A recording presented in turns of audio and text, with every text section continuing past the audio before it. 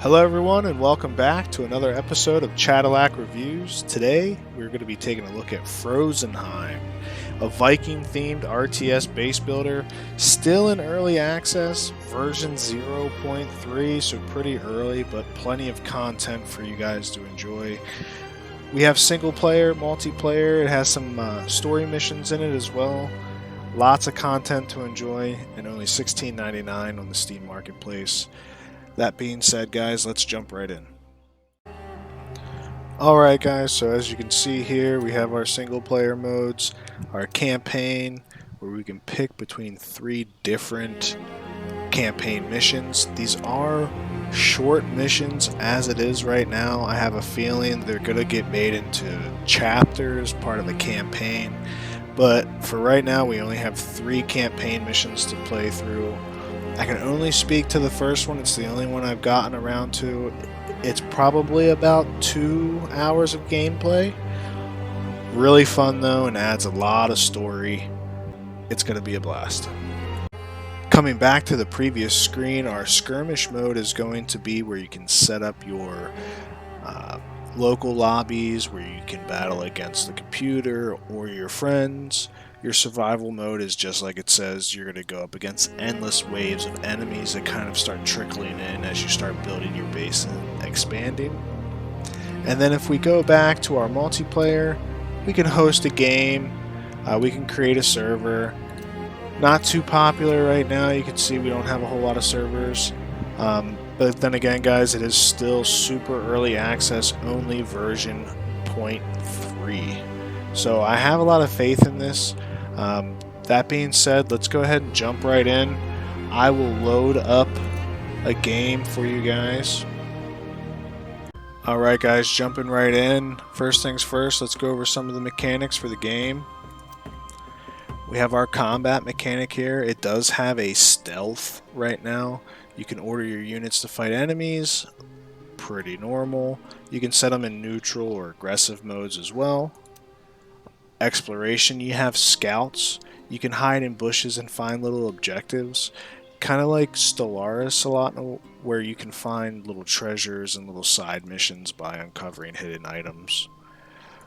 Cover, like I was mentioning before, you can hide your troops in bushes and in tree lines. There is line of sight, so if you hide your army in the bushes and your enemy is not in the bushes, no one's going to be able to see them.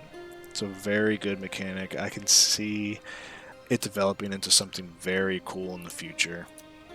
Workers, so your town hall develops citizens, and those are your main builders, and then as you increase your population by building more houses, you get more workers and you can assign them to your buildings. This plays a lot like one of the last games I reviewed, Going Medieval, and it also plays a lot like Kingdoms Reborn.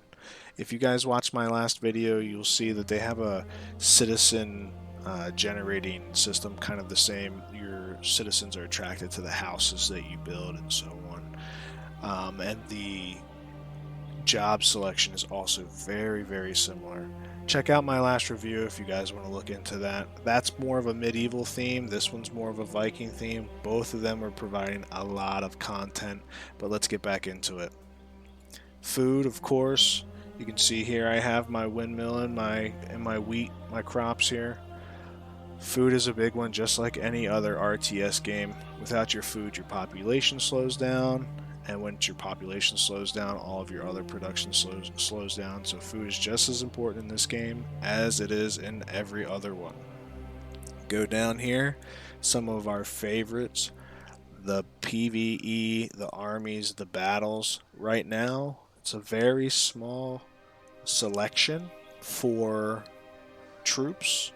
You have your barbarians, your spearmen, your scouts, which is this guy right here, and some archers, and I think some shieldmen as well.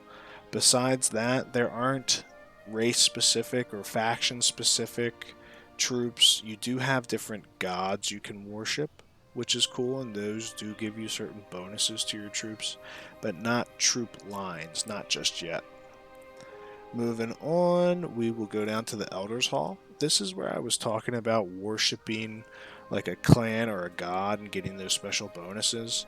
The Elder's Hall will give you certain benefits depending on your selections. Just like a typical research tree, this technology tree just represents the Viking theme a little bit more by selecting a deity, and then each deity provides very specific bonuses.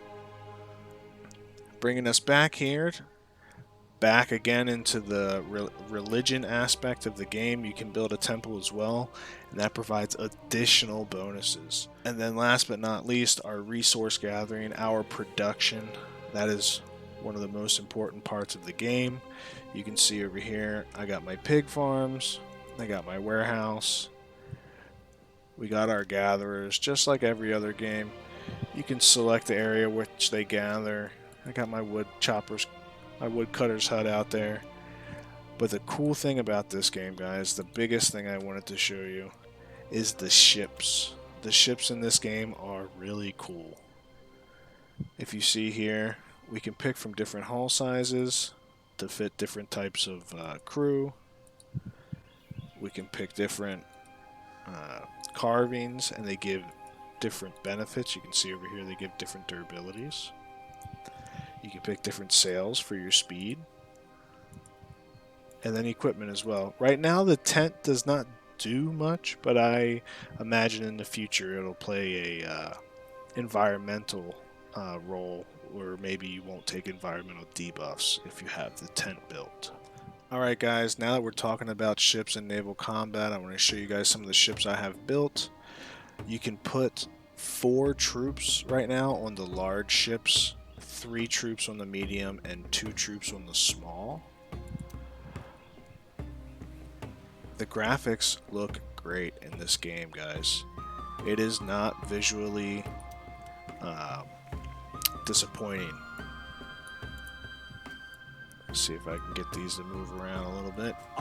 There you go. Ship combat is pretty rudimentary right now. Pretty simple. You just pull up next to it and your troops fight. I do know you can get certain bonuses, but as of right now, it's just straight on troop fighting. Not really much ship fighting. Your troops just pull up next to each other and have at it. Now that we're talking about some PvE, this is a clip that I took of me landing some ships over here on the coastline, getting ready to stage for a ground attack against one of the NPCs. This, of course, is all set up during Skirmish Mode. You can see here, these are 2 large ships dropping off 4 troops each. Okay, as we're creeping up here through the bushes, we gotta clear this little NPC camp here. Kill them all! And then we'll continue to creep up through the bushes and get a little bit closer. Alright, now that we're a little bit closer, I zoomed in here so you guys can kind of see the perspective creeping up on the enemy fort here. You can see we're hidden in the bushes, and there's a bear. Comes a bear attacking my troop, but we have plenty to deal with it. Alright, we got that cleared. I'm going to take my melee troops here and send them up a little bit because I know that they have some troops close by. Alright, now we have the ground troops engaging here. You can see our archers are engaging from the back. The NPC fort has sent its troops, but we have brought way too many troops for them to handle. We are easily overwhelming them. It's just a matter of time here until we clean them up, and then we're going to push forward and wipe the rest of them out. As we push up, take out these archers, anything that's left, I'm going to bring my archers up and have them start burning down the gate so that we can get into their town hall. The only way to win to completely defeat an enemy is to burn down their town hall. Now, I'm going to send my ground troops and everybody else to take out the shipbuilder and their training yard, and this is to ensure that the NPC can't build any more offensive troops and really stop me from wiping them out. Now that the training yard and the shipyard are taken out, we're going to start burning down the gate, And then once we have the gate burned down, we're going to rush in and we're going to start burning down the town hall.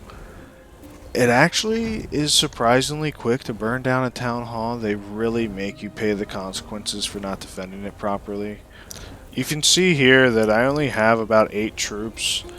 Most of them melee, yes, but it is going down very, very quick.